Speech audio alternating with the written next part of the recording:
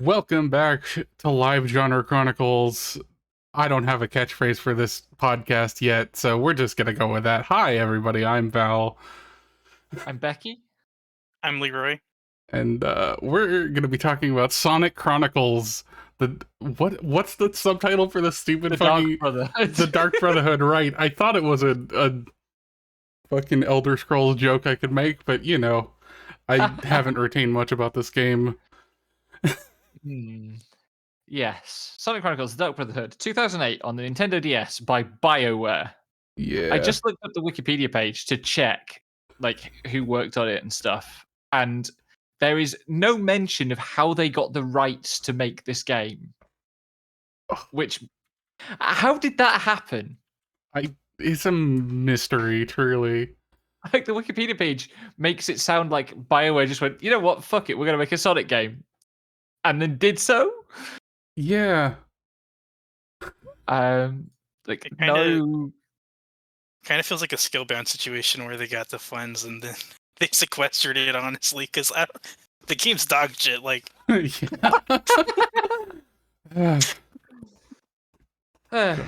we'll start at the beginning. In that you arrive in the game and it's Green Hill Zone, and as always, Sonic and Tails have a conversation about how nice it is to be back in Green Hill Zone, and then you discover that it's stylus controlled. Exclusively stylus controlled. So that was the first thing I thought was an emulator glitch. I fought that one for a while. And Sonic will slowly walk towards wherever you place the stylus on screen.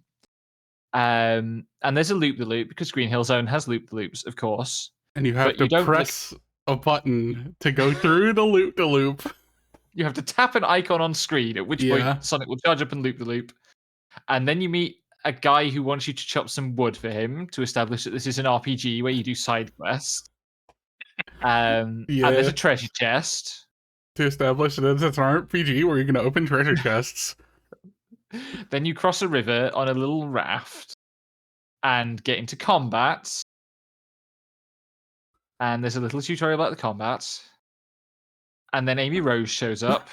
I actually want to, before we move on, I want to talk about the one thing I knew about Sonic Chronicles going into this, which is the awkward zombie comic about fucking Sonic Chronicles. Let me go find this. I will find this quickly. It's an Archie? Did they make an Archie tie-in? No, it's a webcomic because, of course, it feels so much like an Archie game. This feels like the writer has never played a Sonic game, but has also somehow read every single Archie comic. Yeah, no fucking kidding. There is no fucking Sonic. What are you talking about? There's no Sonic game in this fucking drop down. Really?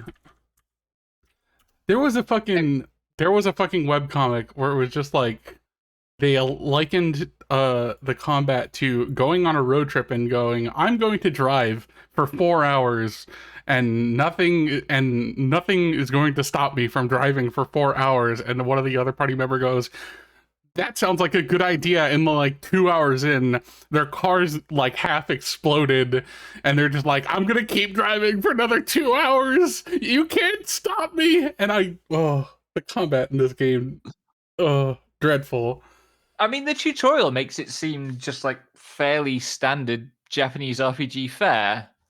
But then you meet Amy Rose, who has a boyfriend now, and so she's not interested in Sonic anymore. Yeah. And there's a tutorial about how to use the dialogue tree system, or really it's more of a dialogue bush system because they're not very complicated. Yeah.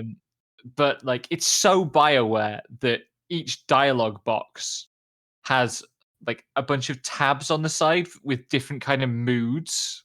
Yeah. The actual thing it reminded me of is old point and click adventure game dialogue systems.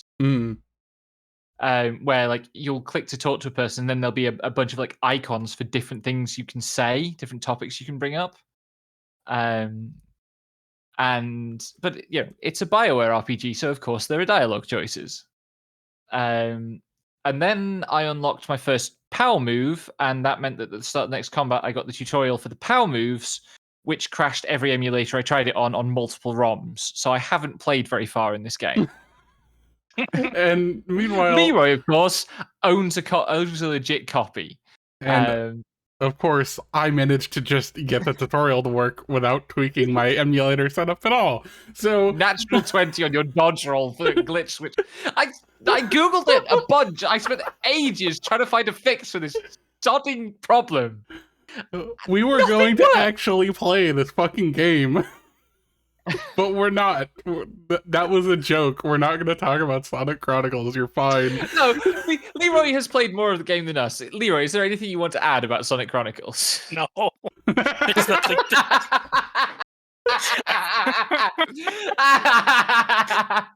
That's close to the end of chapter 2, and I was just glad we're not actually playing it. Chef's kiss. No. Perfect answer. So, yes. So I guess that's how we're starting this. April Fools, everyone! We got you twice, except we probably didn't get you once because, we're recording this in advance. We have no idea whether either of these jokes has landed. Yeah, it's all a crapshoot. Yeah, we're professional podcasters. Something like it, anyway.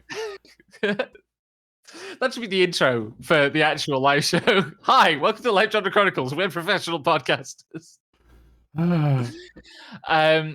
So actually, the reason, because I would never participate in a shitpost that there wasn't some sort of reason for. The reason for using Sonic Chronicles, starting with Sonic Chronicles, is that it's an interesting edge case for us in terms of scope, right? Because Sonic is iconographically a Japanese property. It's part of the Japanese kind of video game boom of the 90s. But this is a game made by an American company, by American designers, apparently on an American initiative. So does it fall within the scope of a podcast about Japanese RPGs or not? And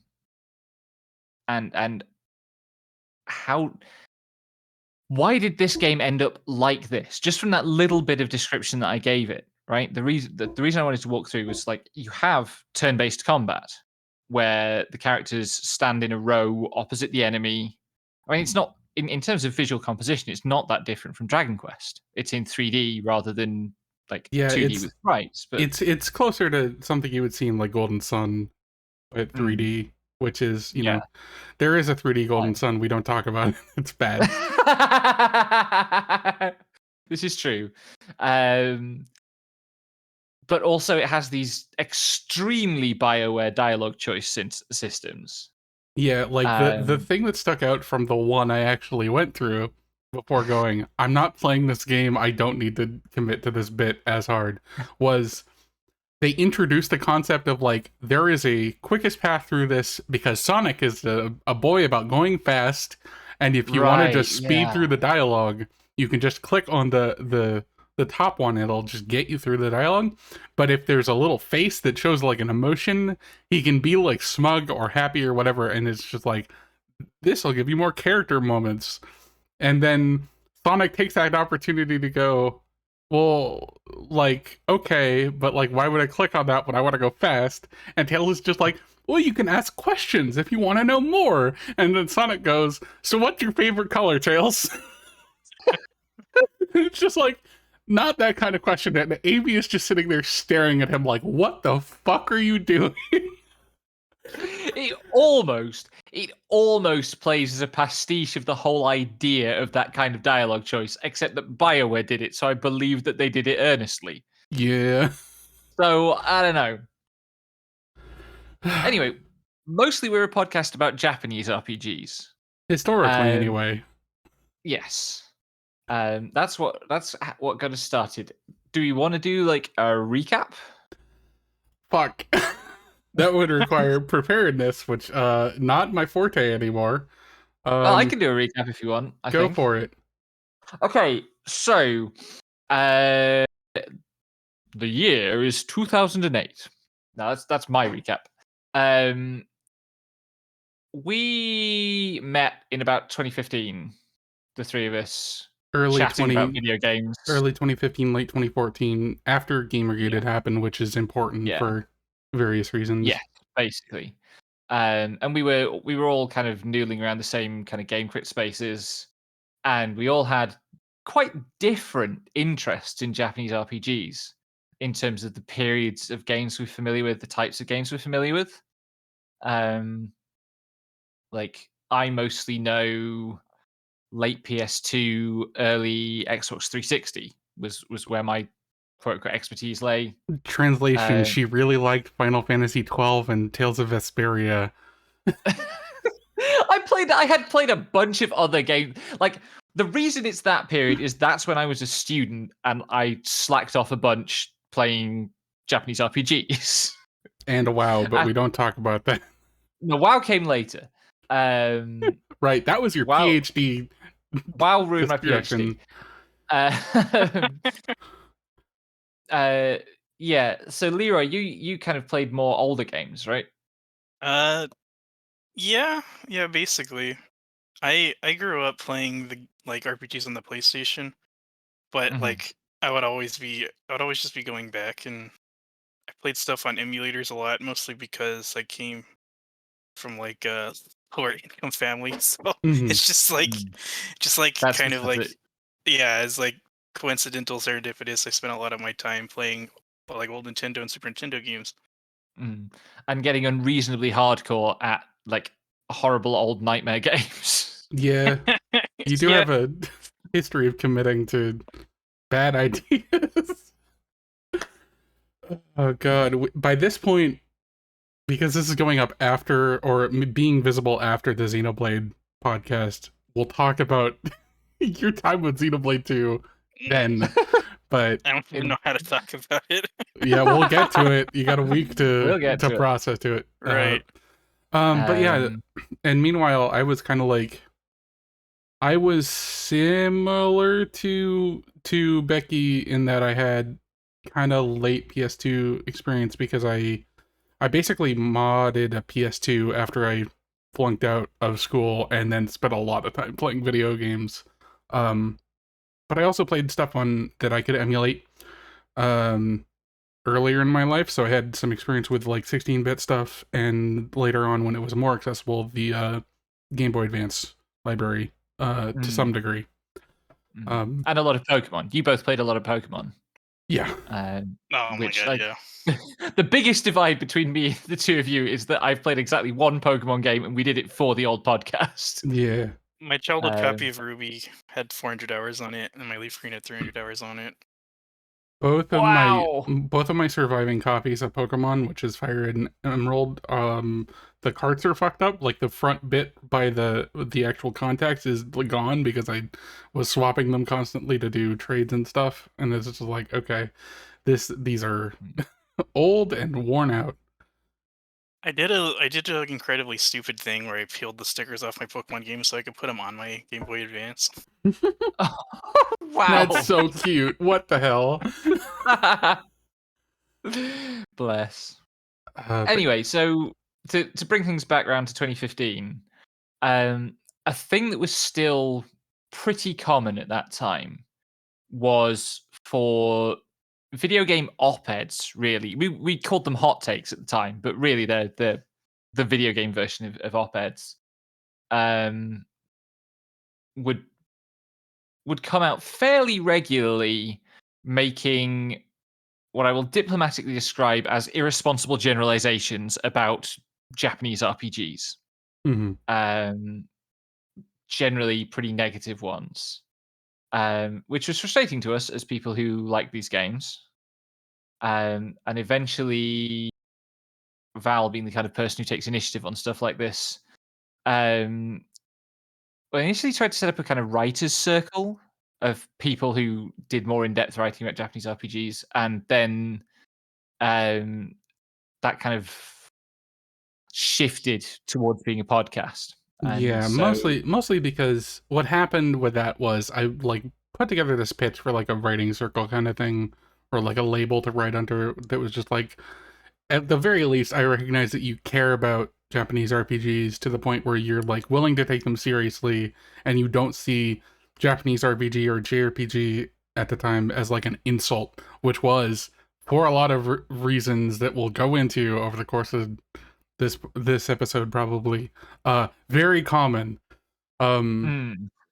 But it ended up not spreading as far as I'd want, even within the game's crit writing circles. And we ended up just being basically us and a couple other people. So, Yeah. and we ended up just doing a podcast because we were talking in like a line chat a lot anyway. So, It was before the line chat. We got really carried away on Twitter back when Twitter was still bearable. yeah. Anyway, we started this podcast and we did a podcast where we played every month. We played a Japanese RPG of some sort, and then we do like an hour or two chatting about it. Those archives are still available, a little bit riddled with dead names, which is why we haven't promoted them extensively. Yeah, mostly Um, mine. Hi, I'm Val now, if you hadn't noticed, and are listening to the old episodes. I go by Devin there. Not anymore. Thanks. Yeah, but there's also a dead name of mine in some of the early episodes. Like, I think by like episode 4, we were good on that. You were going 4 or 5, yeah. yeah. Except that we had a guest who got it wrong a couple of times. Anyway,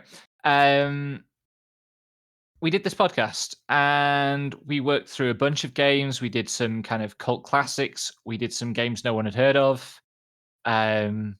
We did some big titles. We did Final Fantasy 12 and Final Fantasy 13, for example. Mm-hmm. And over that time, developed a kind of method for thinking about how the Japanese games industry goes about making RPGs. That goes a long way beyond genre analysis. Genre analysis is okay. We're trying to derive a formula that all of these things have in common, Mm-hmm. and a lot of the more substantial bits of writing that happened about Japanese RPGs in that period, and really it starts with the rise of forum culture, like the mainstreaming of video game forum culture in the mid noughties. Takes over on YouTube with your like Yahtzee, Tim Rogers type people. There was a tendency to kind of talk in terms of, are you doing this checklist of genre features right?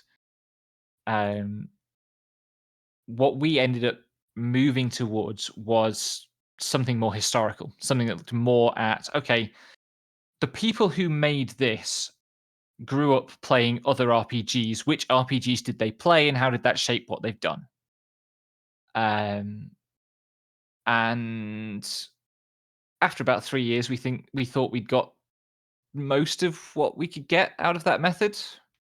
And also we were badly burnt out because we were growing up and having to have lives and stuff. Yeah, we were growing up, and also lives were taking over our free time for assorted reasons that have not exactly changed, but shifted a bit and allowed us to come back. Yeah.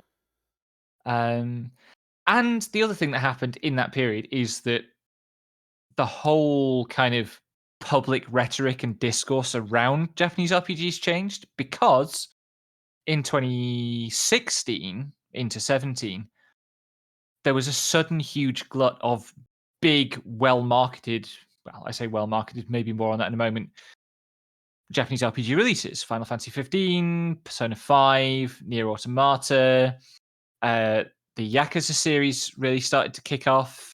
This was Bravely Default had started to happen, but Octopath Traveler, and in their wake, a new tier of kind of mid-tier production scale RPGs made it out of Japan as well. Blue Reflection, Lost Sphere, and I'm forgetting a whole bunch of them, but this is a thing that's still going. So we had Labyrinth of Galeria and Refrain more recently, and Caligula, which we might look at down the line, and a whole bunch of other stuff. Oh, the other thing, Fire Emblem continued to rocket. Like that was around Three Houses. which Yeah, was it a big sure watershed was. moment for that franchise. And so the popularity of saying that, quote unquote, the JRPG is dead waned. And the kind of problems of discourse around Japanese RPGs have shifted. Um, they're still there. They still exist. We're going to talk about them. But also, like, we found we were pushing back on something that wasn't really pushing anymore. So we moved on. And here we are. One Hopefully thing I not would, moving back. Sorry, go on. one thing I, it's not even that much, but I've just been thinking about like now and then type of thing, and anime used to be pejorative. Remember that where Uh-huh. people would be like, oh, Mhm. it's so anime, but Yeah, we had moments like that in the early days of the podcast. yeah, Of like not just using anime as an adjective, which is a bad idea to start with, but also using it as a sort, in the way that we sometimes affectionately call stuff trash. Yeah, Um, I am the main purveyor of this I think problem. you make a good point. You should use it at all, but Yeah. you should use it all. But I remember it mostly being a negative, but now it often shows up as like a positive. Like someone says, "Oh, it's so anime," and they mean it like this. That's something to aspire to. That's the best thing it could be, which mm, I think comes with its own share of problems as well. But yeah, well, like, I think there just overall there's been a big cultural shift it's exactly like you say, like that thing we were pushing back against kind of, it just like lost its own momentum because mm, there's been a huge boom of Japanese media being more accessible and marketed better, and mm, it includes these large releases, but it also includes like the boom of anime on Netflix that just like tons of people watch now, like Demon mm. Slayer. Everyone I know watches Demon Slayer, not Yeah. me, but Yeah. Well, a thing that has happened also is that the anime industry has exploded. yeah, There's just a lot more shows being made, and a lot more of them being localized because of the Crunchyroll kind of quasi monopoly, and just a whole generation of kids who grew up on bits of anime now flooded with the stuff, who are now adults with purchasing power. Um, and so, yeah, there has been a shift in attitudes to Japanese media generally, an opening up of access. And, like, we have more access to Japanese stuff than used to be the case. yeah. Um, I came to notice that like my subculture wasn't a subculture anymore. Yeah. And I've been conflicted about that like ever since. Yeah. I mean, you say that, but like I can remember in, I guess it would have been about 2010, going to an open mic night, and albeit a student open mic night, but not like a nerd open mic night, and a friend of mine getting up and singing the Pokemon theme. Even then, and the entire place went mad for it. Right. Like, so like we have to be careful about what the subculture is, because it's not just a subculture; it's a subculture of the subculture, really. Hmm. Yeah, there's a Um, kind of there is, yeah. It's not like a monolithic subculture, but yeah, there a was, point. for my own like biographical take on it, I was definitely like a weeaboo. Like I mean, it's just same. yeah, Yeah. there's no other way to put it. Like I remember having, as a teenager, I used to think like Japanese art and stories are just better. They have a better grasp on storytelling and craft, and that's like a that's something like a teen. That's like a very teenager opinion. There's just Yes. Yeah. very very skewed onto this like very limited Mm, worldview. yeah. And yeah, I kind of, it took it. You don't instantly grow out of that. That kind of just like Mm, was like very foundational to how I yeah. don't know, And just like what I did for a while. But yeah, yeah. And to be more generously spirited to that, right? What you're really picking up on there is that because it's coming from a different culture, it has different values. Not completely different, especially because Japan, and this is going to be a theme that we keep talking about, Japan is under American military occupation and is massively enthralled to the industry of American culture. But it is a different culture. It does have different values. Those values show up in the work. And, I'm a little older than you both. I grew up on a almost total diet of American media, which even the good stuff had the same set of values in. And that when I started to discover like manga and anime, I really felt that difference for better and worse. And I still kind of think I'm more comfortable around the Japanese value set, or at least pieces of it. Yeah. Um, Yeah, I mean, I think like my time with the Genre Chronicles sort of led to, I don't know what to call it. Like there's like a natural cosmopolitanism. Like mm, it's not only about Japan for me anymore, but I yeah, want to think more global, and I want to be able to like, identify, okay, what's my culture at home, and how does that compare to international cultures? And I mean, it really was, playing and yeah, talking about a lot of JRPGs like started getting me mm, thinking like in a bigger picture. yeah. I have become way, way, way more angry about Britishness in the intervening You really time. have. And like Yeah, I there get, there yeah. is a lot of justification for being angry about Britishness. It's not just that like we don't make Japanese media, but No, I know, also absolutely, yeah. like it's it's how the first cracks get put in the wall. Hmm. And like maybe in some sense it's embarrassing and cringe that it took fucking video games to show me how bad the culture I was raised in was, but whatever works. Yeah. Um, I was also you know, gonna say, like, our opinions have changed. Clearly, we did a fucking episode on Xenoblade, or will do, time. mm, Anyway, like, that was not something we ever considered because, like, we thought that the discussion of that was too saturated with just rampant praise, and we were just like, kind of poking that dragon that we didn't need to. well, also we had already done a Xenogears episode. Yeah, Um, went right to around apparently about the same time we did a Xenogears episode, there's been a Xenogears revival, and now loads of like kids are really enthusiastic about Xenogears. So that's gonna be interesting. There's a Next week site terrible. when we I don't go to, so I'm gonna get it wrong, but it's like the backlogged, right? It's like the letterbox for video games. I think I Backlog said it review, uh-huh. right. yeah. Yeah, Xenogears is really high up there, like on like just like the rankings of games of all time. Wow. Xenogears is still rolling in that. Also, Well, to be yeah, fair, when we covered Xenogears, our ultimate conclusion was if you play this as a teenager, you're going to think it's like mind blowing. That's true. yeah, Like it is a game designed for teenagers to find it mind blowing, and fair enough.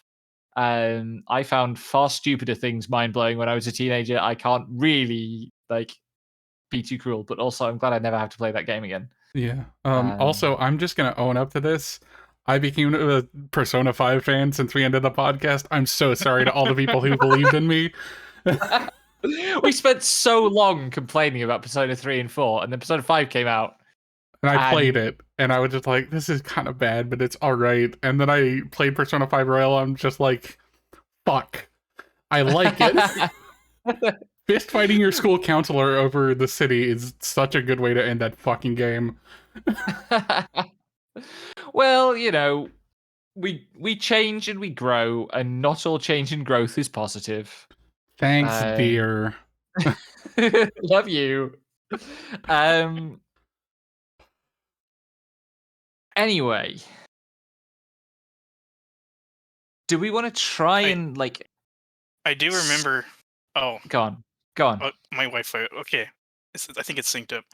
Yeah, I do remember essays on JRPGs being my probably earliest recollection of like just encountering. I want to. I can't figure out how to say it besides encountering like the other because I just got done with my. I just got done doing a bachelor's degree, but you know, Mm. it's the first time. It's okay. I've got some very academic shit coming up. You can go to the other. I'm the It's only non-academic here. It's fine. it's the very first time I encountered thinking about my identity in ways that are more complicated than I am very great and everyone else is very stupid. And It was that's interesting because it was one of the first contexts where I encountered lots of people writing or like particularly video essaying that I am very great and everyone else is very stupid attitude. yeah, I mean, Um, it kind of, I feel like, I don't know why, but like that time period, especially people discussing games and RPGs, it just attracted like that dark triad of I am very great and everyone else is very stupid. the Andrew Hussitude. Right? Um, Yeah. it's a little unfair to pin that on Hussey actually because really it is the something awful and 4chan attitude. It's like Yeah. I mean, I guess it just was like the internet back then. yeah, the naughty's internet was constructed around these sites of kind of nerd cool, and you built your nerd cool by dunking on the thing that someone else liked and suggesting in its place something they hadn't heard of. Right? Hmm. This goes right back to the kind of ain't it cool news film stuff. Um, and Penny Arcade was all about this. The whole kind of status of Penny Arcade among gaming webcomics was that Hawkins and Krahulik had played more video games than anyone else. And so they could do a more obscure joke, and you had to laugh even though you didn't get it because you hadn't played the game. Um, That's I also that was Action Button and Tim Rogers as well, definitely. yeah. Yeah. I feel like that sometimes when I talk to normal people about video games. It's just like, how much do I need to assume I need to explain? And the answer is probably more than I want to. So I just try not to talk too much about video games to people that Yeah. aren't in my zone. And that, of course, that kind of climate is ripe for a thing that we have to describe as racism, right? Which is, I'm a Westerner. I know video games better than the Japanese, and therefore I am in a position to tell you why Japanese games are bad. Yep. Which it ultimately leads to Phil Fish saying to a Japanese developer's face at was it at GDC? I think Yeah, I think so. telling this poor guy to his face that all Japanese games suck now. And Phil Fish isn't even by any stretch of the imagination the worst of these people, the worst person pushing that line. It probably bears also doing a little bit of actual kind of historical outline. Japanese games very big in the 90s. In the late 90s, Final Fantasy VII comes along, Metal Gear Solid comes along. Particularly then, this huge boom in like high production value Japanese narrative games. And that burbles for a while and starts to die off because any bubble bursts. At the same time, Microsoft in the West is fighting to get into the games market and get a big share of the games market. Initially with DirectX, which is a mid 90s thing, and then with the Xbox, which is built on top of DirectX and on top of the increasing universality of DirectX. And the Xbox eventually succeeds and builds a Western install base of Western console gamers.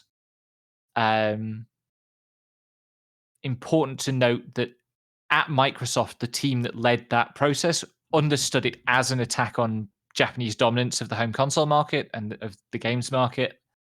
Famously, they called it the Manhattan Project after the research project to develop the nuclear bomb, which is an absolutely grotesque thing to do, ultimately. Hmm. What was the analogy? It's a bit like starting an NBA team of all white players and calling it the St. Louis Lynchers or something. It's really just a horrific way to use a historical atrocity against a target population. And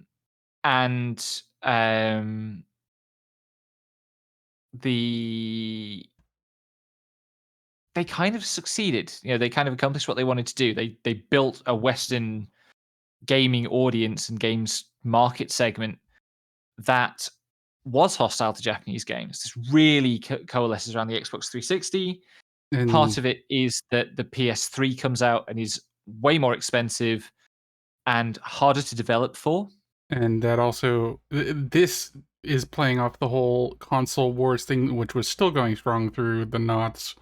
And also, became a meme because the PS3 has no games is still a fucking meme. Like, a decade and a half. No, like, remember Doll posted that meme that was just like an edit of the PS3 emulation compatibility wiki that was just like the PS3 has no games in X category, but it was edited to say PS3 has no games. Like, it's still a meme. It's still a meme that the PS3 has no games, even though there's so much shit for it.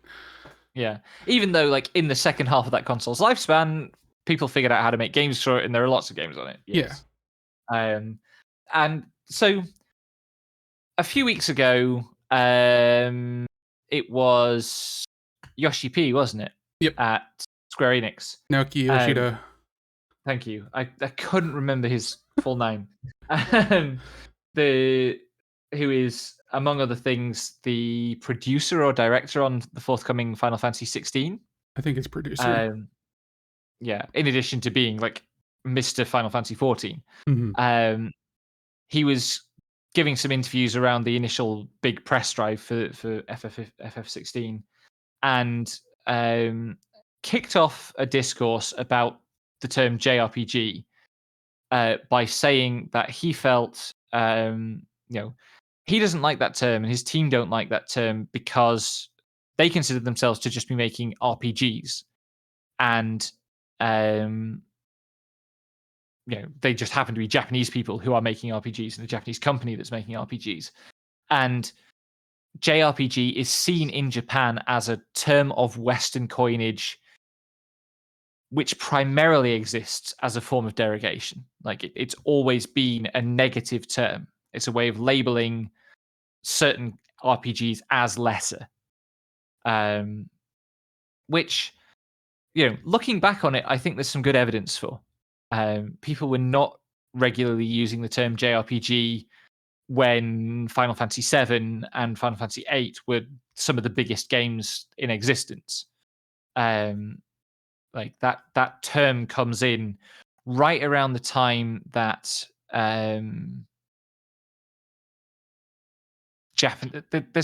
there's a shrinking in the success of Japanese games on the global market.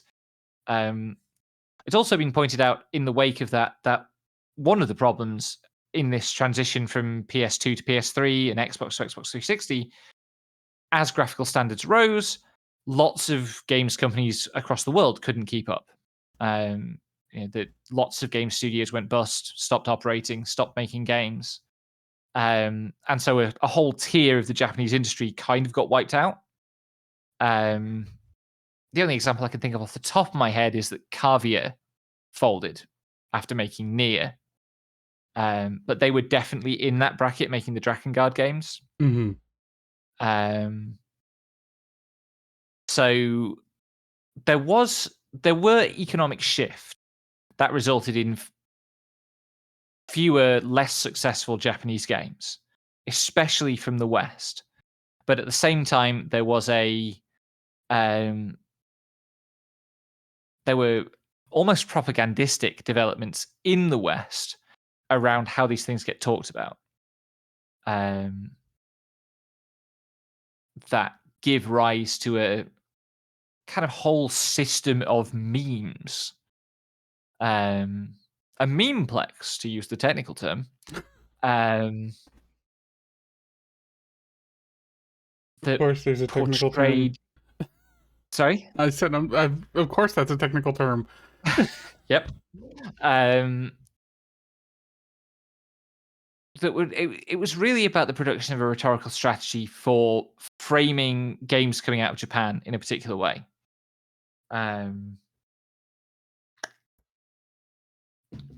Too wordy, too obsessed with telling their own stories, insufficient freedom, in the sense of player freedom,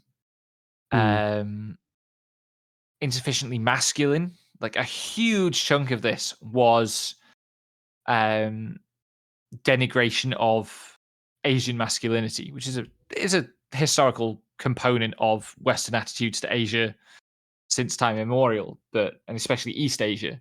Mhm. But like a lot of this was about how notionally effeminate the male characters in Japanese games were. And it's stuff like that means I think we have to talk about it as racism. We have to recognize that a big chunk of the motivation is conventional racist stuff, like Americans wanting to position America as better than Japan. Um, I've been monologuing. Does anybody want to add anything to that? No, I'm pretty much agreed with what you've been saying. I was just amused by memeplex. No. I'm sorry, that's the fucking word. I know it's the A word. complex of memes.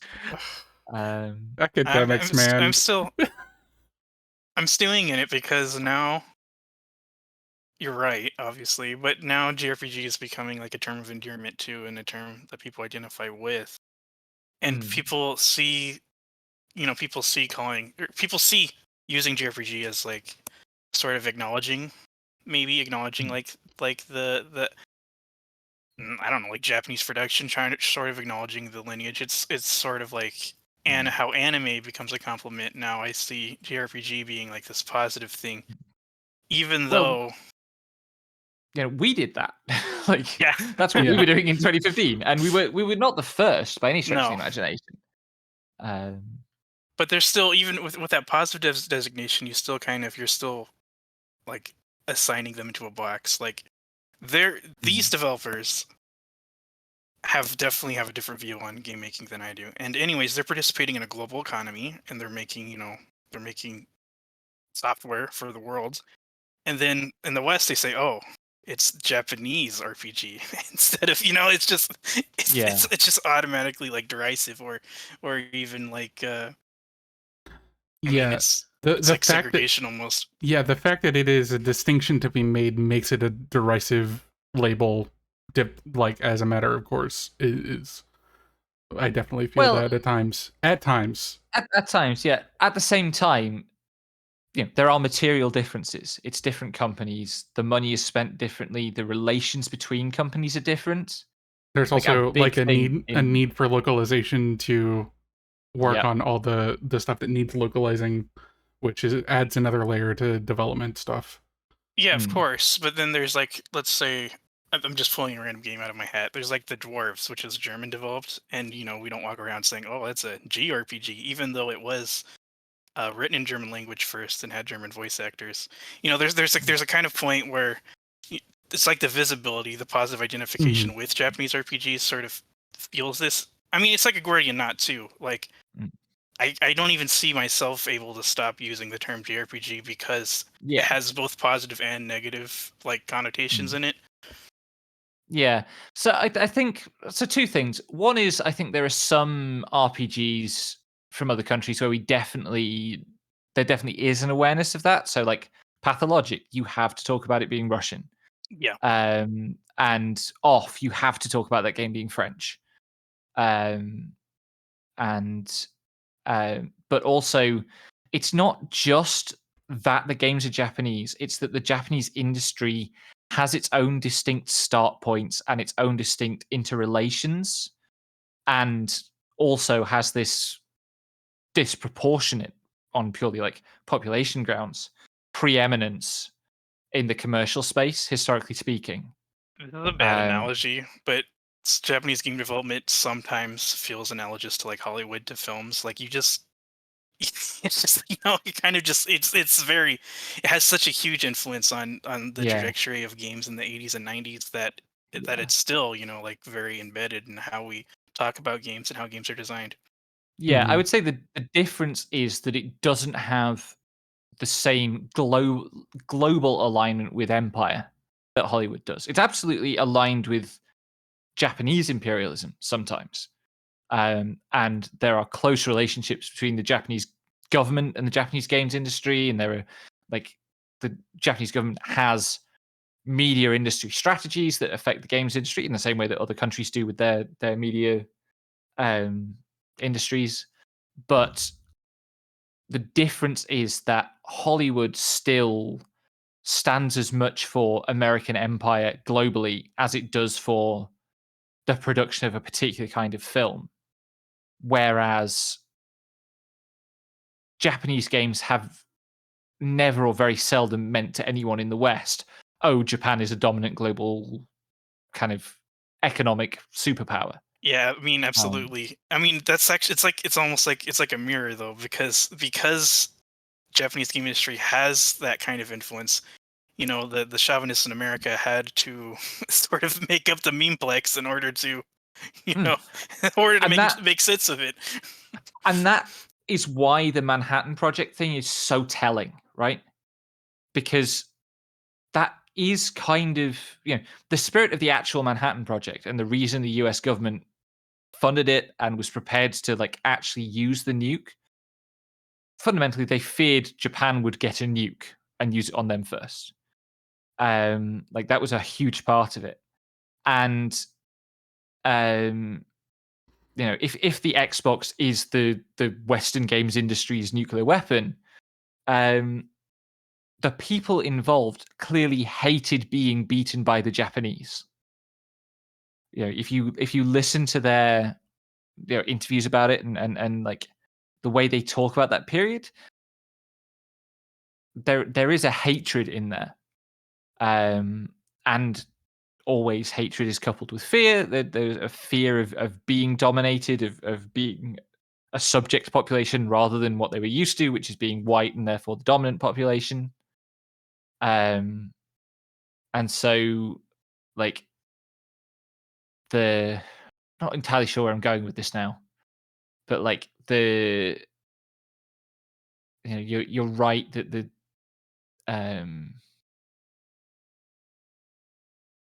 there's a no train of thought's gone. Sorry, I think Oh, it makes well. left the sense though. station. You know, it all came together. Yeah, I think you made a coherent point. Um,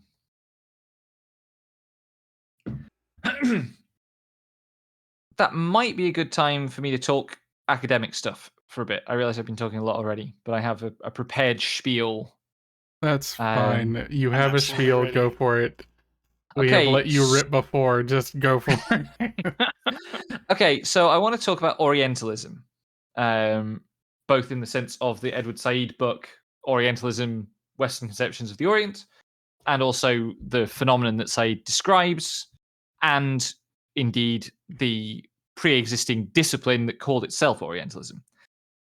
So, Said is a Palestinian-born academic, did most of his work in America, wrote this book Orientalism in the 70s, although it's prescient. Like you could say it predicted the war on terror perfectly.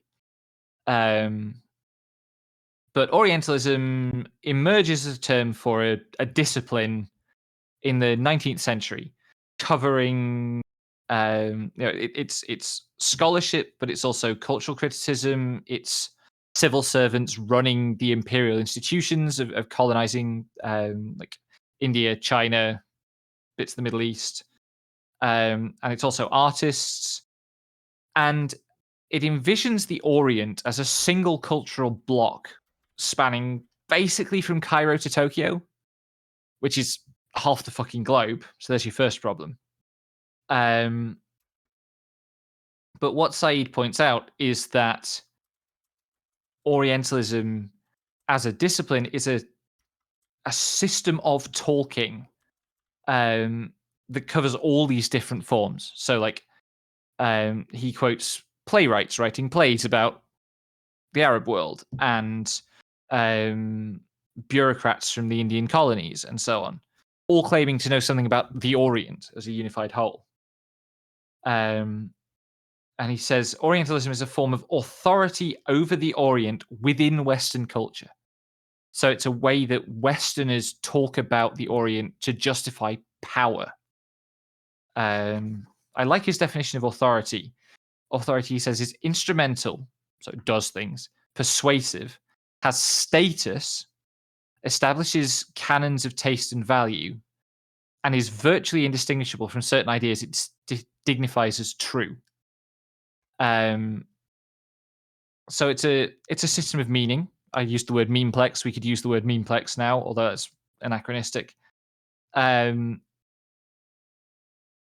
Of Western people quoting one another, talking about areas in what we would now call Asia, as if what they say about it is the truth. As I walk through this, by the way, I want you to be thinking of articles you've read about in English about the Japanese industry, and I'll kind of apply the analysis when I get there. But some of this should ring bells. Best quote, maybe in the whole thing. The value, efficacy, strength, and apparent veracity of a written statement about the Orient relies very little and cannot instrumentally depend on the Orient as such. On the contrary, the written statement is a presence to the reader by virtue of its having excluded any such real thing as the Orient. So the way Said frames the job of the Orientalist is it's the Orientalist's job to prevent you getting access to the truth by replacing it with a lie, by convincing you of a Western lie about the Orient. So the lie is the thing. When Western, like, high status writing about Japan is factually inaccurate, that's not an accident. It's not bad practice. It's deliberate. Because the idea is to give Western cultural institutions power over your reception of whatever media you receive from that part of the world. Said, by the way, mostly writes, like, most of his examples has to do with the Muslim world, because obviously he's of Palestinian origin. He's a Muslim, but he makes very clear, and he's right, that this is supposed to apply to the way people write about India, the way people write China, about other parts of East and Southeast Asia. And he's also clear that it serves a purpose, right? It's a form of ideology, of racist ideology, developed to serve the project of capitalist institutions from the West colonizing other cultures. And particularly colonizing cultures that the West in some way regards as civilized. Typically what that means is, like, demonstrates complex architecture, demonstrates literacy, those sorts of things. That contrasts Orientalism with the way that racism against native peoples, or people understood as native, works in Africa, in the Americas, in Australasia, which is like the paradigmatic form of racism. Anti-black racism is always, like, portraying people outside the European imperial core as quote unquote uncivilized. And then there's a third mode of racism, which is like anti-Semitism, Roma traveler sentiment, which is kind of enemy within. But the project of Orientalism is to give Western politicians, military leaders, and so on ways of justifying their colonization of bits of the Orient by saying that the civilizations of the Orient are inferior and need Western intervention. And so now I'm moving from stuff that's in Orientalism to stuff that came out of our analysis during the old podcast. I think there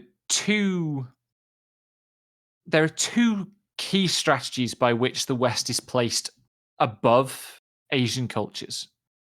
Two key rhetorical strategies.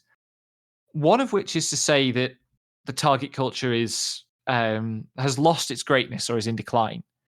So that, that's one half of JRPGs are dead, is saying Japanese RPGs used to be good, now they are not good.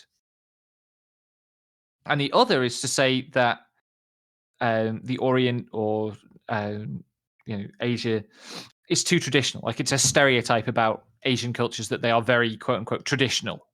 They have a lot of respect for their ancestors or for old ways of doing things or whatever.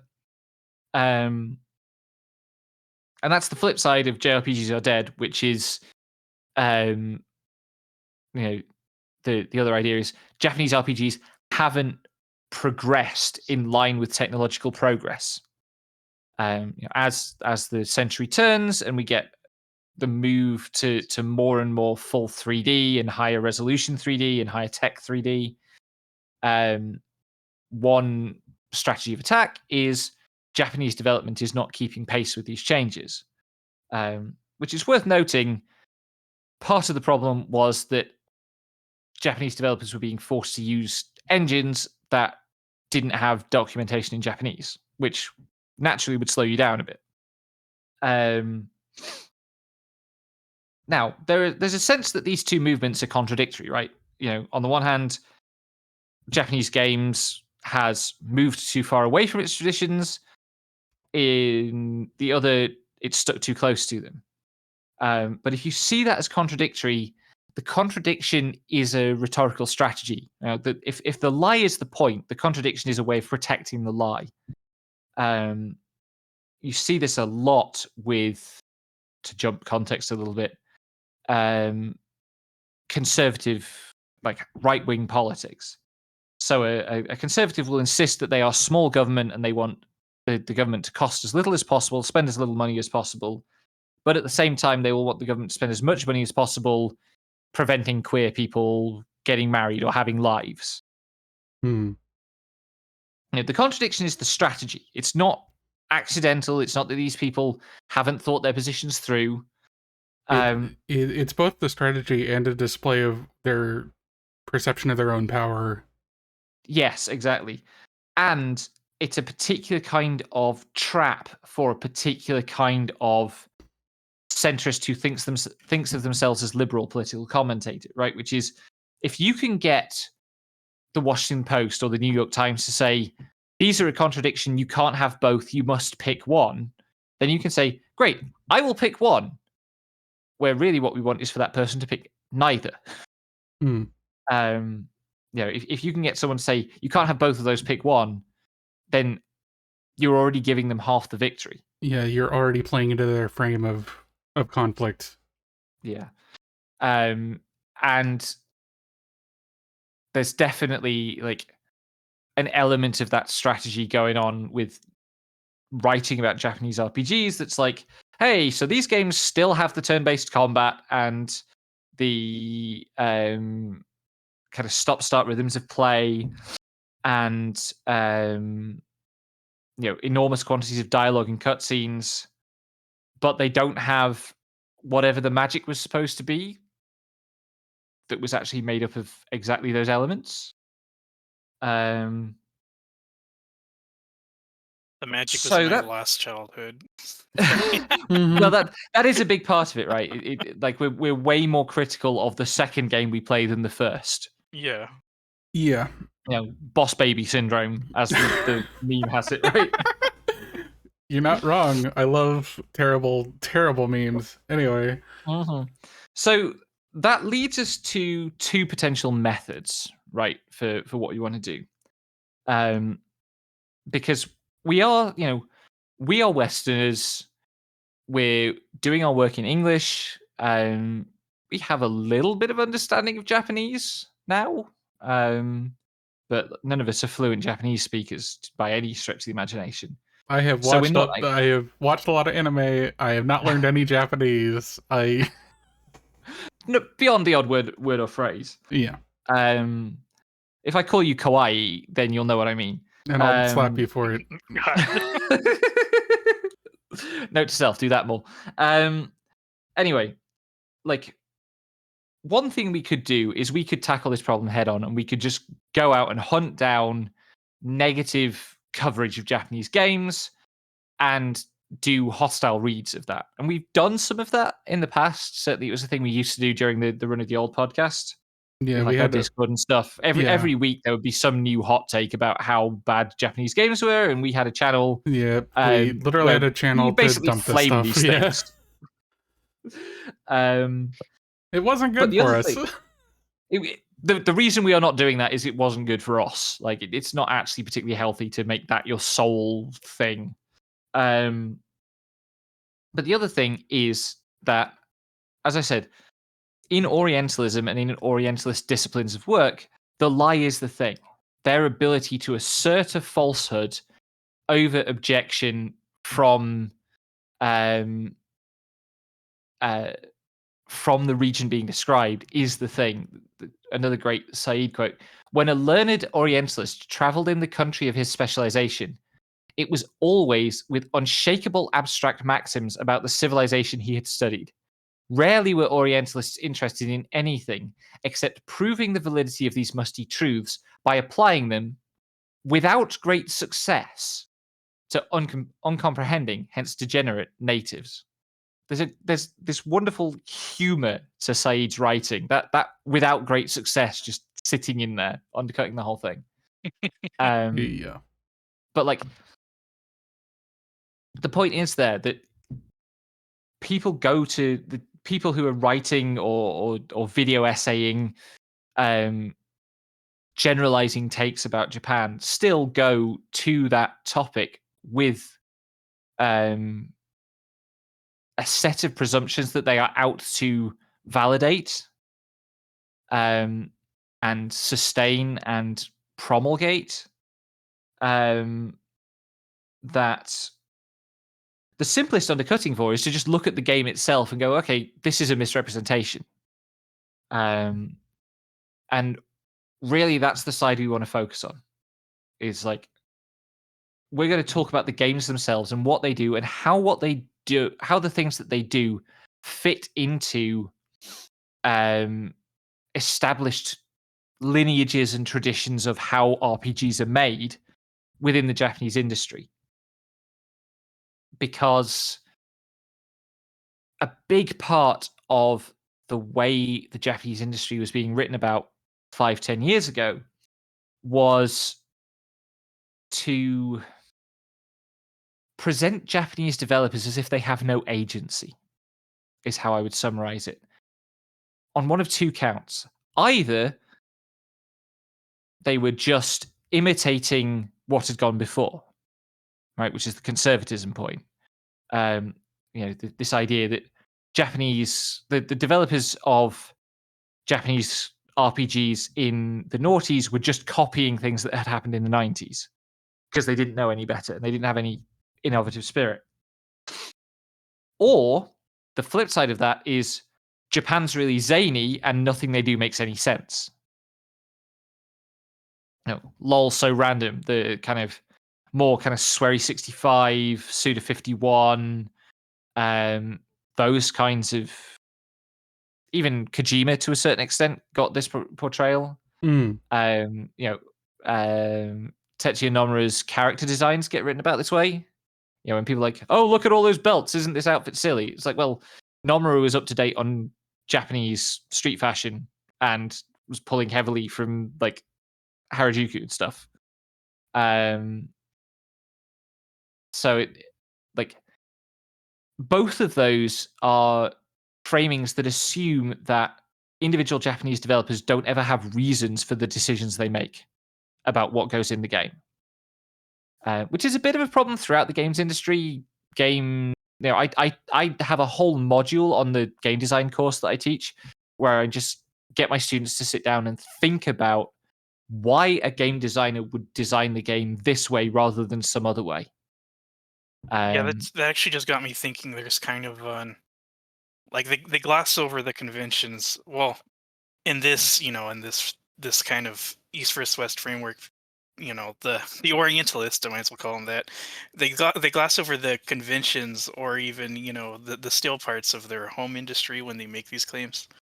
So like when Phil Fish says Japanese games suck, you know, the Japanese games are almost getting scapegoated for a problem that, like, those TIG source developers that Phil Fish came from, they were disillusioned with AAA games in general.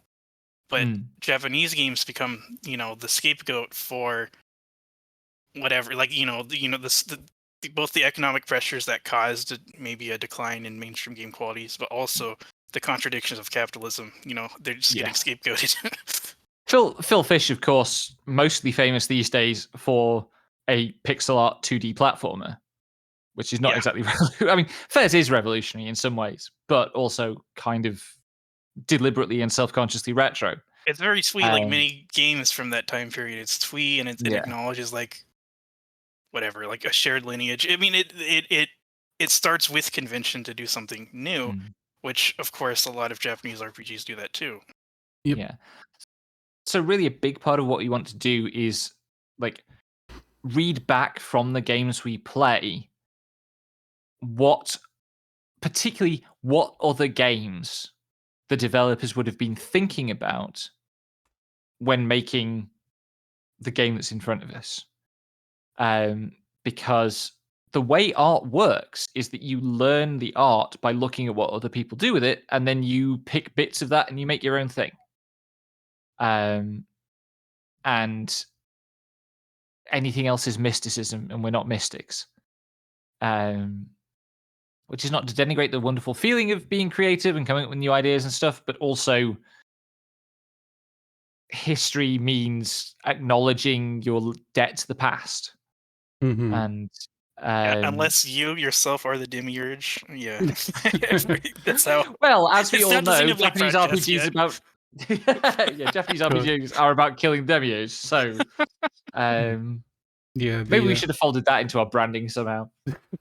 yeah, I talked to Becky about this before, but my I did a thing a while ago where I wanted to look at like 100 games that I'd played that I felt influenced my taste to some degree, and I basically had like a model that I used for explaining how like taste is formed, and it's basically just like the earlier something gets to you, the larger imprint it's going to leave on like what you think is an interesting experience. And every time you get something new, you consume something new, you play or watch or read or listen to something new, it leaves a different imprint on a new part of you. And taking all those combined imprints and working towards making something yourself is like, that's art. That's game design. That's whatever you're doing creatively. And we can't like pick apart someone's soul, especially not when it's like a team of people that we don't share a language with or whatever. But like we can see the general shape of things and go, okay, this is the kind of thing that we know from other things that like people like this game or this music or like fashion like Nomura. And it's just like we can learn to at least interpret that a little and see the influences, and that's been how we developed our critical style over the years that we did the podcast and since. Yeah, being a little more flippant, it's Spot the Dragon Quest. That was a better like description of intertextuality than any of my professors have ever done. I think one more crucial part, which we've already done, is you admit your own biases and blindnesses. An expert is something that has air quotes around it. You know what you know, but you don't what you don't. Yes. Yeah. Death to expertise. Says an expert. Yeah, exactly. Shut up. I am on a violent campaign to destroy the most significant sources of my expertise. But I mean, expertise or authority, because you can be an expert in something. Expertise can be a real thing, but authority is what we really don't trust. Right. Yeah, I will respect experts, but not authority as a form.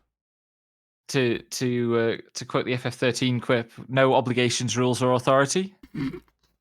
Is that from Final Fantasy 13? Yes, that's Nora. That's Snow's gang. Snow's gang is called Nora, and in English, the explanation for that was that it stands for no obligations, rules, or authority. In Japanese, it's a Nora Neko stray cat joke. Yeah, we're bringing back the classics, baby.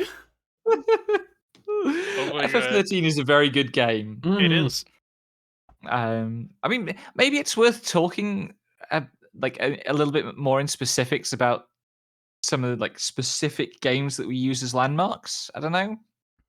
Yeah, which so from our 36 games, Jesus, Hmm. which would you say, like, if we had to pick like 3 from each year, maybe, what would you say our landmarks are? I will even put the let me put the I've We thing. got have a cheat different. sheet for We have this. different ones, Actually, right? I haven't looked at these in a while. probably. I see. I've got a cheat sheet for this. Where is it? I already have the thing Uh, open because of the question I want to ask. And anyway, there's yeah. there are the images with all the stuff we did in S- So, that's in not terms the right fucking hold on. I goofed it. I grabbed the one with Conception and not Pokemon, which we didn't do. of, Okay. Uh, um, so I don't know if we want to pick 3 from each year because that's like 9 games each, and that'd be a lot. Um, but I think. I think like one each from each of us is Oh, my okay. was my gist. Um, I'll go last because you two probably have more opinions than me. so I'm kind of going to cite in terms of like the ones that helped me understand how all these games relate to each other. Hmm. I'm going to go kind of old, and I'm going to say Breath of Fire 2, Dragon Quest 5, and Saga 1. Hmm. And I'm not just picking those because they're basically the oldest games we covered, um, And but basically because all Leroy picks. basically all Leroy picks, yes. Like in terms of being games that Leroy suggested for us to cover, but also the way I think about these games is that you know an RPG is a way of controlling player time, you know, Hmm. controlling the amount of time a player spends and using that as a structure to stretch a story over. Yeah, And I think I was one of the noisier ones about that when we were still getting started, but like the pacing is such an important part of an RPG that games that don't do it well are always the ones that get made fun of for being grindy or whatever. yeah, and all 3 of those are games that um I was expecting them to feel grindy, and I think the stereotype of them, because they're all quite close to the Dragon Quest route, is that they would be assumed to be grindy. But particularly Saga, in Hmm. which grinding is a very specialized activity, um,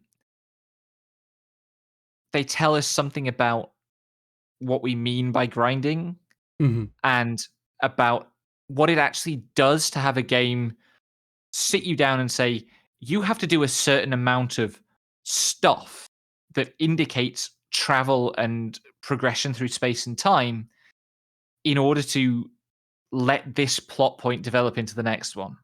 Hmm. So I value those games for what you might call structural purity. You know, like later games that use those tools really well mix them up a lot. Final Fantasy VII mixes that stuff up a lot. Yeah. Um, but it's still doing that stuff and it's working with the toolkit that those earlier games established. Um, I would pick different games if you asked me which ones I enjoyed most. I would pick different games if you asked me which ones like expanded my sense of the possible most. Hmm. But those 3 would be the ones that like I go back to again and again to help me understand why other games I'm playing might be doing the things they're doing. Yeah. How about you, Leroy? So Becky answered the question in a idiosyncratic way, or did she not? Like, what was the question? The question was like, what are our like, what are our touchstones? One like, what's one game from each year that you would use as like a critical touchstone for So like how you approach talking about games? it's somewhat open ended. Yeah. I've only re-listened to about like 3 DGC episodes. She's listened to It's like all a of them like 4 it's like times now? it's like a confession I have to make. Yeah. So, but there are, I mean, I guess there are some games I come back to, but mainly I come back to them for my artistic process. So that's kind of it's very it's gonna I just have a very different take, I guess. I mean, the other thing is I actually like before doing DGC, I played a lot of. I mean, I played Dragon Quest, I played Final Fantasy, I tried playing Ultima, and I kind of had a grasp on where the games were coming from and where they were going, maybe a little bit. Hmm. So, you know, what I kind of discovered over the course of the podcast is like which games express something that I guess it's like Becky said, the sense of the possible, maybe games that express things that I've like kept with me, or I don't really know how to put it very well. That's But, fine.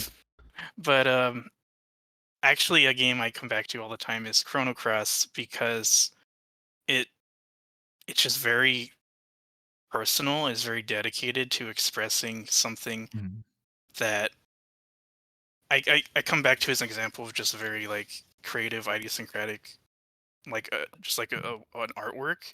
And I'm not saying Yeah. it's necessarily successful at it, but the thing is, it's just very unabashedly like I'm going to do this thing, and you can't stop me. Yeah. It's the sort of the thing where like the you can't vibes blame are them for immaculate. you can't blame them for striking out or like swinging even if they strike out. Right, and I mean, I personally love the game, but it is not it is not coherent. You know, That's certainly true. I remember just feeling as just being such. just being fair. But But it is breathtaking to look at for sure. yeah, well, and it also it's interesting, and you know, it just like it covers a lot of ground, and it just in a strange way. It kind of I don't know. It made me. That's one of the games I think about where it's like I feel like I could make a game too, just because I'm not so great at like the linear coherent thoughts or the linear coherent like expressions, but you can still move someone without that. Well, Um, having played your most recent game, you are great at using that sense of decoherence yeah, in creative thank you. ways. Um, Yeah, I mean, my other influences for that is like the golden age of sci-fi, where they kind of just like drop you in, and then you're just sitting here like, okay, I don't really know what's going on yet. Like, yeah, uh, well, explicitly Philip K. Dick, but for some reason, any other names, Vinny threw one there now, but you know what I mean. yeah. Hmm. Um, but yeah, I guess my pick for year two would actually be Final Fantasy 12, and it's. I mean, this is a little bit. It's a little bit. I guess it's like a confession, but I honestly not once ever thought about geopolitics with like the game stories or like games expressing anything like that. So when Becky brought up, you know, in retrospect, pretty obvious themes that I just never picked up on, I was like, oh my god, video games are part of the fabric of culture. They're not. They're not Yeah. just like they're Yeah. not just like entertainment or just pure escapism or whatever. Like the criteria is not only how much did I enjoy this, but it's also like what can I learn from this, which I found to be something that's kept me still interested in video games Well, even Final after Fantasy the 12 is fact. Shakespeare, and Shakespeare was a propagandist for the Elizabethan government, so it makes sense. Yeah, I mean it's I'm going not to write like that essay one day. it's not like I'm saying you should draw moral lessons from these games, but it's Yeah. Well, they're the moral lesson of FF12 is that we shouldn't have nuclear weapons, which I think we could draw from a game. But yeah, I mean it's decent. I mean, but no matter how you draw those lines, it's still like it's a genuinely you know fulfilling way of engaging with games. It's also interesting, and even for me it's fun. Hmm. And I guess for the year third three, year, yeah, year three, I don't I guess for the third year, I guess I come back to Shadow Hearts a lot, and it's not actually for anything. It's not for necessarily anything new that I haven't said, but I just come back to a lot mentally because it's like that. quote unquote 7 out of 10 game that's still, you Mm. know, it was like very surprising to me at you know, the depth of reactions that everyone got out of it, including myself. Mm-hmm. Because when I went into it, you know, not expecting very much from it, but that's one of the games that like made me consider, you know, these. I mean, we're getting to a point where we played a lot of these games too, but I started like seeing the games because I kind of understood how the games are, or we started getting to a point where we understood how the games related to each other. So I started Yeah. like having to shift to seeing these games as like on a textual level, like on an individual level. And so Shadow Hearts is one where I started applying my own like, okay, what kind of things is this game expressing that I wasn't able to do in the prior years. Mm. Mm-hmm. So that's fascinating. I picked all Leroy games, and I'm pretty sure you picked all games that I suggested for the docket. Yeah, I guess. God. Although two of those I selected sight unseen. Um, Yeah. or push for sight unseen. Yeah. Um, I think I think I have two major answers to this, and I don't know which one I want to push forward because like I want one of them is like is a trio of games that like indicates familiarity with the genre that persists even when a lot of like what you would consider as like noticeably Japanese aspects of things have been thoroughly scrubbed away. Like we talked about Paper Mario being a really good JRPG at the time because it is. It has a lot of like genre awareness and literacy that I don't think you or I were expecting. Leroy probably was. And I was thinking about that Earthbound and uh Superstar Saga as being like all of these do really like they're really good. They know what they're doing with all the mechanics and all the balancing and like they're really solid mechanical things even if they're goofy cartoon bullshit half the time. I mean, maybe one thing you could say about those games is that they're sort of picking out from the stream the things that my picks were putting in. Mm-hmm. You know, like the those older games get made and percolate through, and then a lot of the ways that Thousand Year Door and Superstar Saga, especially, were simplifications relative to their contemporaries, Mm-hmm. are reaching back for that structural stuff. Yeah. Yeah, I think the surprising thing about Mario RPGs is that they're pure craft because, you know, they're coasting on this like, I don't know, like this pop culture wrapper. They can't, so like they have to be very good at the other parts or you know, parts Yeah. are gonna put it down. Like you can And you can only buy in if it's like a really good it's what it's doing and happens to have a Mario paint on it. Like that's how Mario plus Rabbids gets made. Like it's a solid XCOM game, but it's skinned with Mario and Rabbids, and this is like, why does this exist? Why is it XCOM? Nobody knows.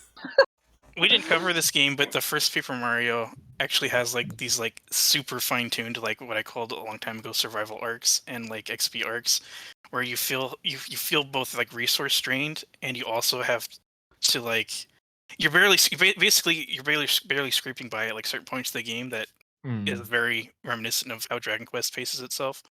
We didn't Yeah, cover it It's Paper, we even though didn't it's cover Paper it, but Mario. I played it for the because Thousand Year Door episode because I you were couldn't. too familiar with Thousand Year Door and you couldn't get the emulation to work anyway.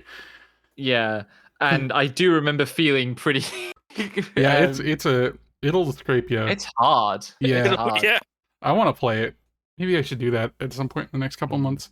I want to but replay Thousand Year Door. That's a good game. I want to replay both of those, honestly. But the other thing I was gonna bring up was like or like touchstones in how big, quote unquote, underappreciated RPGs were, and I would have to go Xenogears Suikoden 2 and fucking Radiant Historia because honestly, like Xenogears was enlightening because it had so much pomp and circumstance to lead up to nothing. It and so much of that was just like pain and suffering and waiting for there to be a point, and it just didn't lead to anything. I was just like, so why do all the teens like it? And the answer is probably because it's too long, and they by the time they got to the end, they forgot where all the points were, and they were just like, wow, cool final boss. And I don't want to like degrade teens or people who really like Xenogears, but it really felt like that to me. I'd take Xenogears over Suikoden 2. Yeah, Suikoden 2 was like people want to be able to do a lot of things in their video game, and they want simple answers to the problems of fascism, and they want to do both of those things in concert. And the last one I was torn on was either Nocturne or Radiant Historia, but like I think Radiant Historia could have been a much better story than it was. But I have also played an Uchikoshi game where timeline jumping is a thing, and there was none of that useful nuance in the writing of Radiant Historia. I think Radiant Historia, in many ways, could have been narratively a lot simpler, and its strengths would have come across better. I think Nocturne is the other one I would list as like, this was a horrible experience, but I had a particularly horrible experience with it, and I'm definitely not cut out for Shin Megami Tensei games. Yeah, that was one of the weak. games I didn't finish. The other one being Resonance of Fate, which God. We recorded our longest episode on. Yeah. And I got the sole good joke I told in the entire 3 years of our original run is in that episode. Which one is that? The one where I used someone talking about magnets as a segue into talking about miracles. Oh my God. No one's gonna get that anymore. God, it's so old.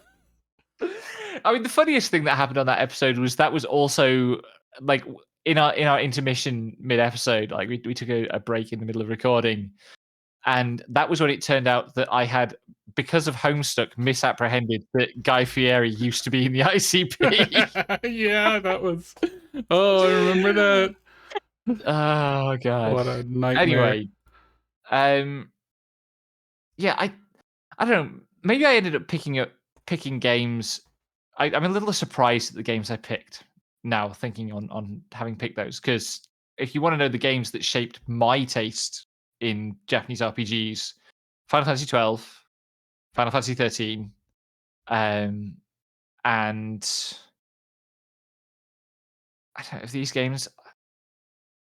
What would be the other one I would pick? Probably Thousand Year Door. Actually, I played Thousand Year Door and FF12 pretty close together in 2008. And that really was the point that I was sold on Japanese RPGs. We haven't mentioned Live Alive at all, which we played on a fan translation before. Now it has an official international release on the Switch, which is great. That game, I think, if you really just want to see a bunch of Japanese developers demonstrating their mastery of the mid-90s Japanese RPG toolkit, play that game, because they use those tools every possible way. Yeah, it's like it's extremely like the sort of anthology of like a bunch of different design ideas like getting made in RPG Maker that you would see on itch.io. Like it's just a lot of people having fun with the medium, and I think that's really cool, and I'm glad it got an official release so you can be like, hey, play it, but also like pirate things. It's fine. Yes, yeah, that too.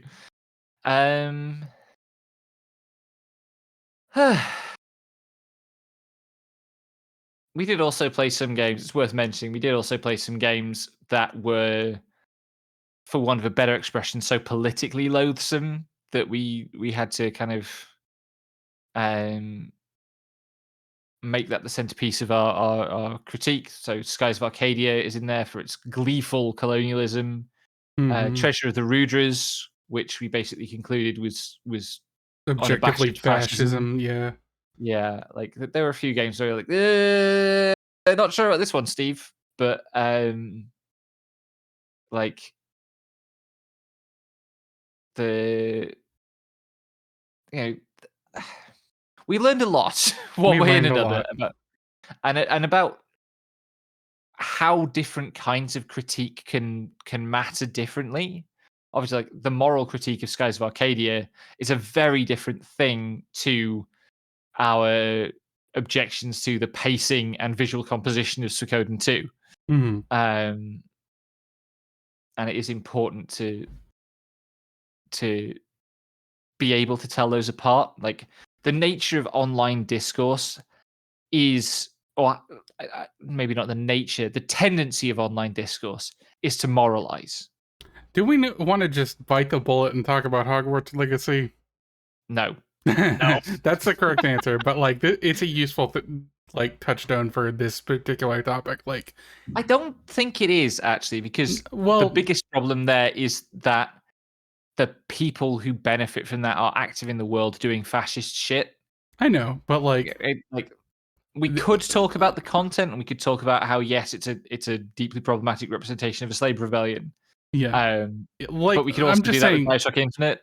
yeah, I'm just saying, like, right now, well, not right now because the fucking game fizzled out because people Thank can't God. get to fucking anything.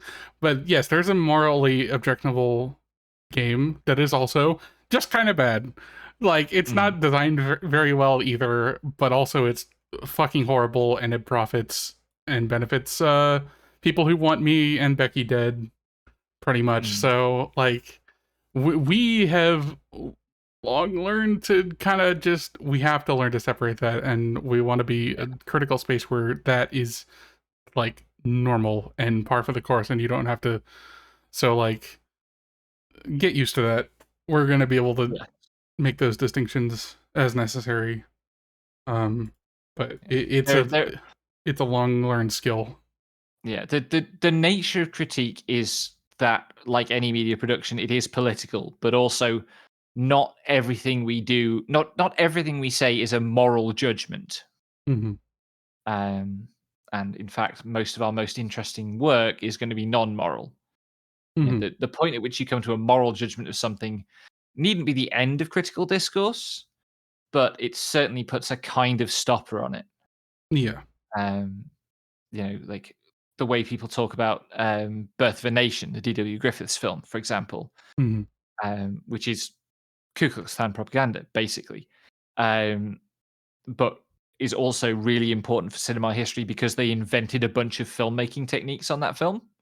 Hmm. Um, you know, you can't avoid talking about it if you're going to teach cinema history, Yeah. but you have to bracket it in particular ways. And Um, we are aspiring, maybe not 100% adhering to, but we're aspiring to have the capability for that nuance here. yes. Um, We're also not going to shy away from political topics, obviously. It's not like we hid that in yes. DGC, but like it's become more pertinent because so many years have passed. And I think it is a sign of progress that Naoki Yoshida can come out and say, "Hey, I think this term JRPG is kind of racist," and serious conversation happened, because I can remember seeing people shit talk us mhm, for like caring about this as an issue that involved racism. Um, and there is a worry that we're white knighting, like, because it's in making it a podcast by three white people yeah, about this. Like, we need to be careful to listen to actual Japanese people who know about this, and there are a few people who are English speaking Japanese people or Japanese diaspora folks, um, who do really, really great work. Kazuma Hashimoto. Is the guy's name Andrew Wood, I think? Who do things like translating Famitsu articles and on like interviews with Japanese developers in Japanese and stuff. And we try to keep our eye out for that stuff as well. Yep. But also,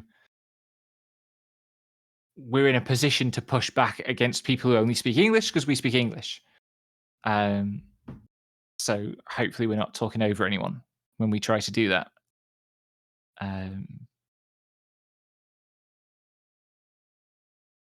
And we'll navigate the nuances of that as we go. Mm-hmm. This is ultimately the only commitment you can really make. Is there anything else you want to talk about? I was curious if you two had anything you were particularly excited to talk about in our future games list. I mean, I'm really excited to talk about Xenoblade 3 because holy shit, that game blew my mind repeatedly. Yeah. I mean, aside from stuff we've already played. Yeah. Where's the list of stuff we're gonna do? Maybe we have a yeah, document. hold on. I'll take Xenoblade 3 out of this list. I'll be honest. Becky got my hopes up for baaaack, even though it's not even on the list. I was hard obsessed with baaaack for like a month. Yeah, that's a separate little list of like two of us or one of us has played the thing and we're going to inflict it on the other two at some point. Yeah. My contribution is Drakengard. Yeah. I would fucking play some Drakengard. Well, you're gonna.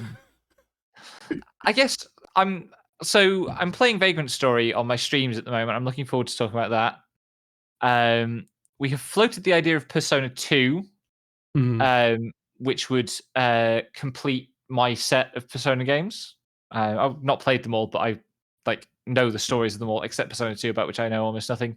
And Dragon's Dogma, which people have been wildly enthusiastic about for years, and I've still never touched. I still don't really know what makes it tick, but yeah, Dragon's Dogma is also the topic of a piece I wrote in like 2015 that I only like this year was made aware that Becky really liked, which was. I'm sure I've told you I loved it before. It was not something that penetrated my idiot brain. Blog post of Val's called "The Silence Is Not Mine" about silent protagonists, which is one of the first things of Val's that I ever read, and I think it's just a breathtaking piece of writing. I think I also enjoy complimenting Val because she really doesn't like it. Yeah, I'm getting used to it slowly, very slowly. Mm-hmm. I'm excited to do probably I'm actually really excited to get to FF7R. Like once it's further along and there's not several years of waiting for all of it. But I think out of this list that we have, I think I'm excited for either Armored Core or a Castlevania. Because I know Castlevania is going to be interesting. Do a Castlevania game, folks. They're RPGs. They're RPGs. We're also going to do Yakuza Like a Dragon, which is Yakuza 7. And here's the hot take for the episode. Yakuza has always been a Japanese RPG. It's just been an action RPG. Fight us about it. But don't fight us about it. Listen to us doing the podcast about it and engage. Fight me about it. No comment. Armored Core is getting a new entry, and I think that will be cool. What an incredible thing. Yeah. I'm looking forward to that. We tried to pick things that we're looking forward to one way or another. Whereas some of the things we picked on the old cast were definitely things that we thought we kind of had to do. And that usually didn't turn out well. Yeah, there was always the kind of thing where like cultural veggies that we had to chew through, but they were awful, and we kind of knew that they weren't going to agree with us before we started them, and we were just like walk into a room. I think we had a little bit of Yeah. I think we had a little bit of a like defensive reflex, right? It was like, oh, people will shit talk us if we don't prove that we know about these games, because Which people are always saying they're great, and they certainly should I talk to us did. anyway. Like, they did shit well when they talked about us at all. I remember. Listen, I remember looking at those lunar forums and going, "Oh, they're talking about us. Oh, we're known as those people who didn't like Suikoden 2. Good." Well, at least it's not a misrepresentation. Yeah, no kidding. We also didn't like Luna. Fuck that game.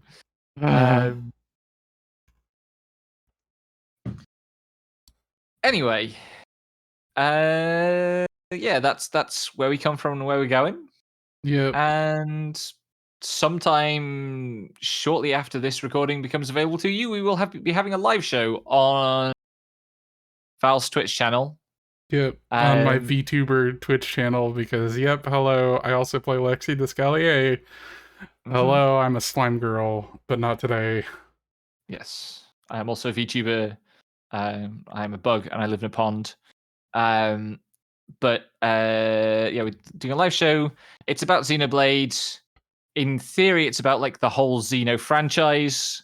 But we don't have 5 hours, and I will probably just talk about Xenoblade 3. So exactly what it ends up being, I don't know. It's for later for us and earlier for you, so I hope you enjoyed, and I hope I don't lose my mind in a week. Happy April 1st, everyone. Happy April 1st, everyone. Oh god. I think that'll be it for us. You can find us in the Discord, that is linked in the description. You can find me on Twitter at Etsedega. You can find Becky on Twitter at Eat the Pen. Leroy is not on Twitter for their sanity, which is a stronger move than I could make. Yeah. Also, like, we have a podcast Twitter, which is it not really a genre, or it's not really a genre? Yeah, at not really a genre. Yep. We may get other pages and sites and socials and stuff as well. But for now, I don't know how you feel about it. Yeah. And with that, good night, everybody. Good night.